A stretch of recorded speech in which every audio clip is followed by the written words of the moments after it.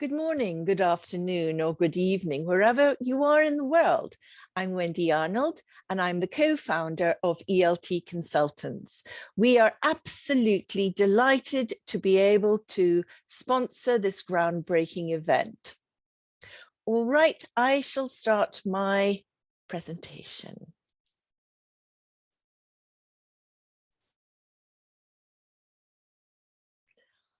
Okay.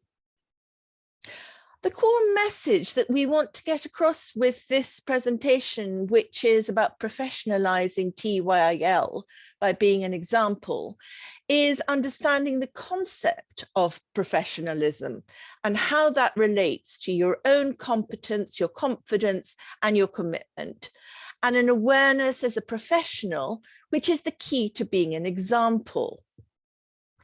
So, before we begin, in this session, we're going to share how ELT Consultants understands professionalism. We're going to create a shared understanding of what we mean by this word professionalism and divide professionalism into three broad parts. And how is that modeled? And then finally, self-assess. Which aspect do you need to strengthen your modeling in? So let's start off with, what do we mean by this word professionalism? So before we actually begin, we need to understand where we are ourselves. So often we use words on the assumption that people we're talking to have the same understanding as we do. However, communication can often break down or be misunderstood because we're using the same words, but the meaning we've attached to these words can be very different. So let's see whether we're all together or whether we are little islands. So on a notepad or a phone app, not the chat box yet, can you write down the first words or key phrases that come to your mind when you see this word professionalism? Okay, off you go, right.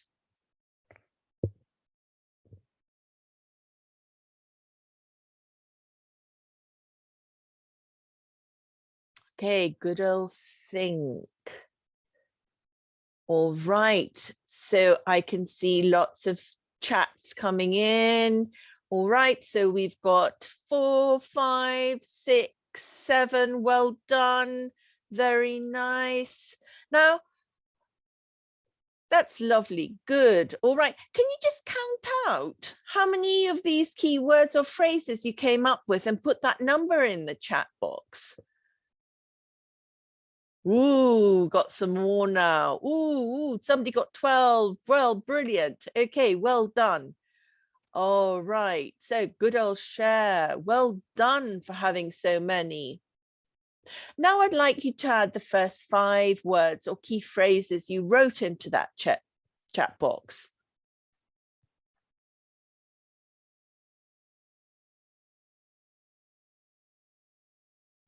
Excellent. Good. Yes. Wow. All right. Let's have a look at mine. I managed to get 31. Let's see if they're the same as yours. Look at that.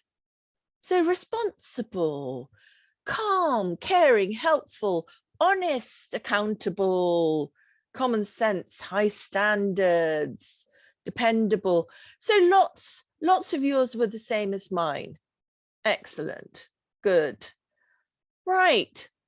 So as you can see in the chat box, the word professionalism is multifaceted.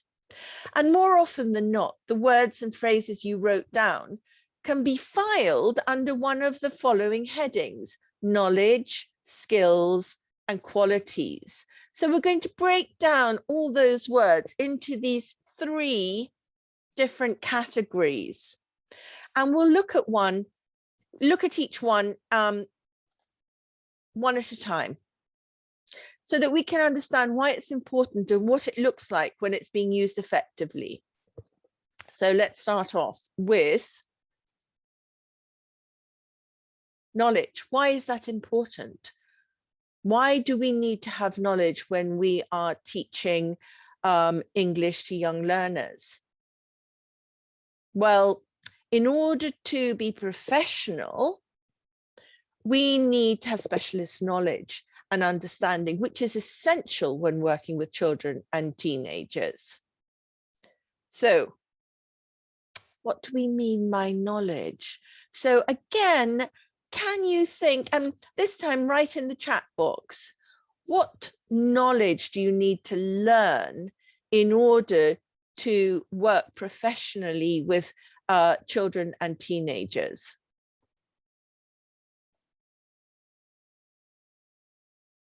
All right, good, very nice. Knowledge, creative theories, language learning, language proficiency. Okay, very nice.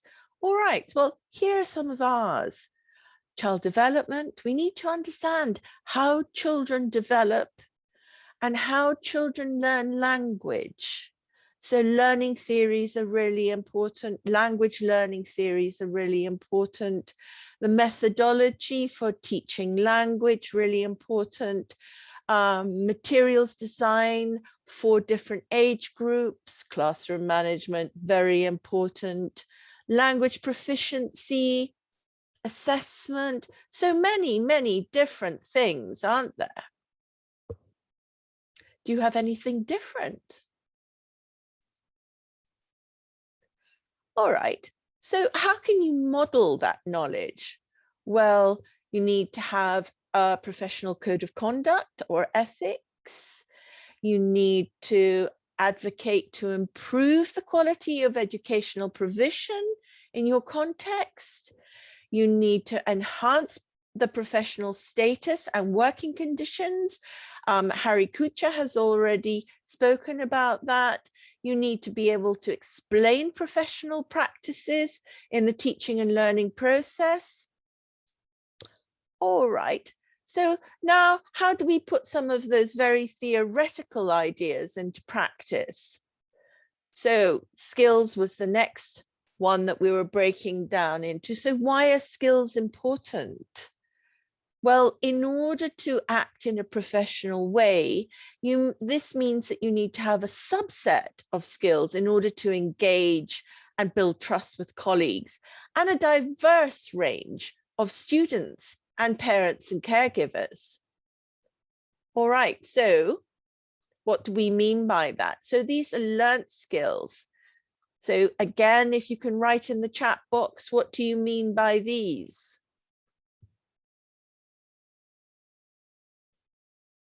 All right, very nice. Okay. Yes, how to teach speaking, how to teach listening, how to teach reading, how to teach writing. Okay, classroom management. Yes, extremely important. Anything else? All right, creativity. Ooh, can you teach creativity? Let's have a look.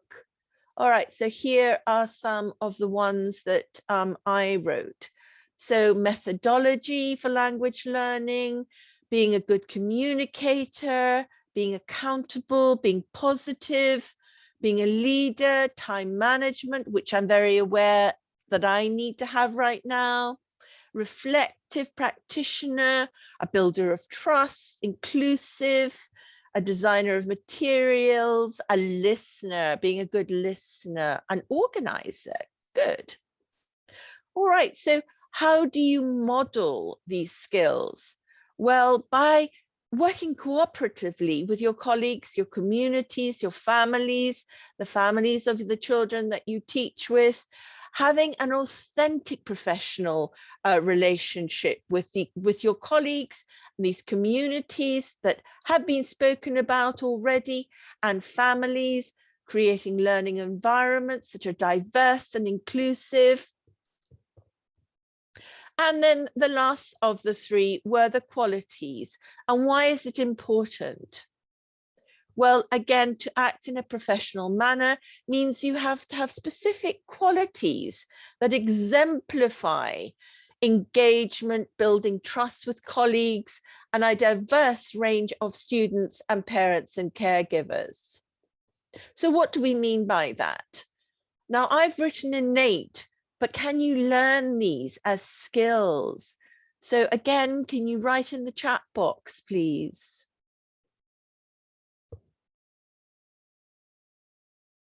Very nice. Kindness, honesty, being hardworking. Very, very nice. Yes. And here are some of my ideas. Being appreciative, you know, reliable, being creative, capable, being very sensitive, being consistent, being caring, mature, empathetic, perceptive, patient, loyal, hardworking, right? All of these. Now, can you learn these? Well, I think some of them you probably can. Some of them are innate, though. So is everybody capable of having the qualities of being a good teacher? Good question, eh? Have a think about that. So how can you model these? Well, a willingness to learn. Now, you're all here. You're lifelong learners. Learning is not just a one-off when you finish university or teacher training college. You have to keep learning. Knowledge doesn't stand still, you know, it keeps evolving. Being an ethical staff member, being determined, being dedicated, positive, supportive, being self-aware, understand your strengths and recognize your knowledge and the skills that you need to improve. All right, so what practices, can you identify the practices that can actually increase your professionalism? Let's have a look. To increase your knowledge, well, you can join a professional association, you can attend conferences, you can volunteer, you can write a note about an idea you have that you want to further develop your professional knowledge and share it with a colleague. All right, so just developing your sense of professionalism doesn't happen overnight. It's a process and it involves a wide range of experiences. Just like when you're learning any new skill, you have to invest time and effort in getting information, practicing new things and interacting with others. So nurturing your professionalism requires ongoing work and energy and commitment. So finally, what can we do as individuals to increase that? So here are some of these in this table. And these are activities that you could consolidate and strengthen your professionalism in TEYL. So in your knowledge,